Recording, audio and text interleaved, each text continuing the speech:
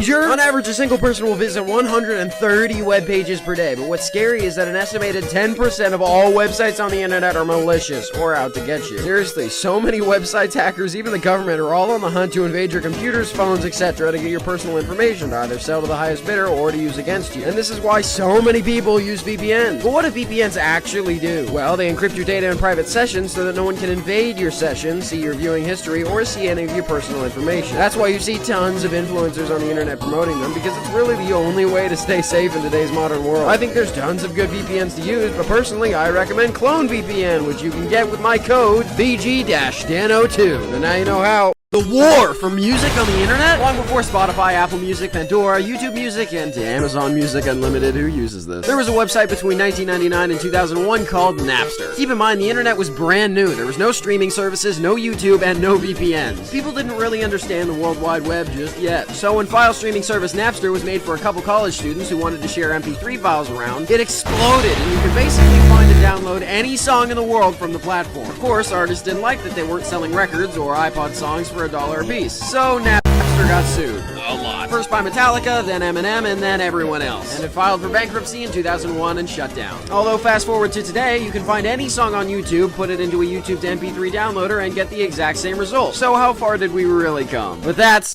world domination, and why it's a bad idea. World domination is nearly impossible, and after you've achieved it, then comes the question of how long will it last? You hear many villains in movies talking about ruling the world, but what exactly do they plan on doing with it after it's in their control? Interestingly, there have been cases of nations or rulers coming close, such as Genghis Khan in the early 13th century, or British in the 18th and 19th centuries. And actually, close is generous. But both of them were stopped. The truth is that no matter how big your armies are, or how much funding you have, the world is just too big. Not true, we will win. What? I mean, another funny joke. Okay. You can't possibly conquer the land and the sea with a massive navy and army. At some point, not only do you run out of money, but you run out of willing soldiers on the planet. Unless you're Disney or Jeff Bezos. If they decide to rule the world, yeah, we should just surrender. But now you know about. Can we upload our brain into a computer? The concept of living forever is as old as time, yet unfortunately every single person who's dreamed of this over the years has died. And scientists wonder if there's a way to escape death by uploading our brain into a computer. So, is it possible? Well, in theory, scientists have concluded yes, although with a few minor caveats. Primarily that we wouldn't actually be transferring ourselves into a computer. It would really just be the computer, or AI, making a clone of our brain. But the issues we face today is not only that we don't yet have the technology to scan the brain, but that we don't have the processing power to match the way our brains work. We have millions of synapses firing off at once to create our thoughts, and the supercomputer that would be needed to manage this is unfathomable. Although to be fair, computers used to take up a whole room, and now we've managed to shrink it into a laptop, and even further, a phone. So scientists believe that, with luck, we'll manage to have our whole brains in computers by 2045. And now you won't have to wonder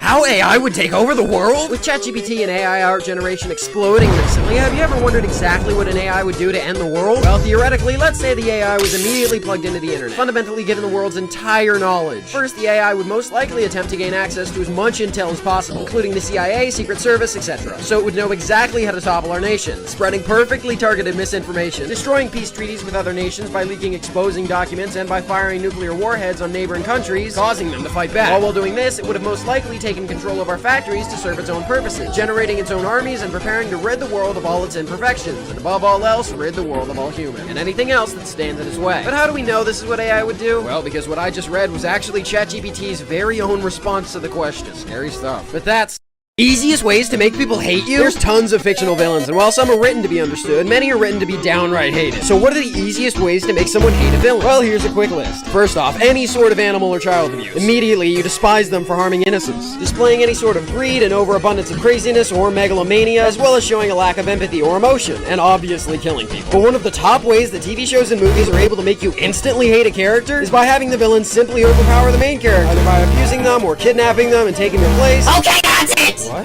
I know you know! Know what? That I kidnapped Riggy and I'm holding him hostage! This is the last two short thing about computers and AI! You're just toying with me! Well, that's it! You're done! Tomorrow Riggy dies, and now you're under my direct control! Come here! Wait, what? No!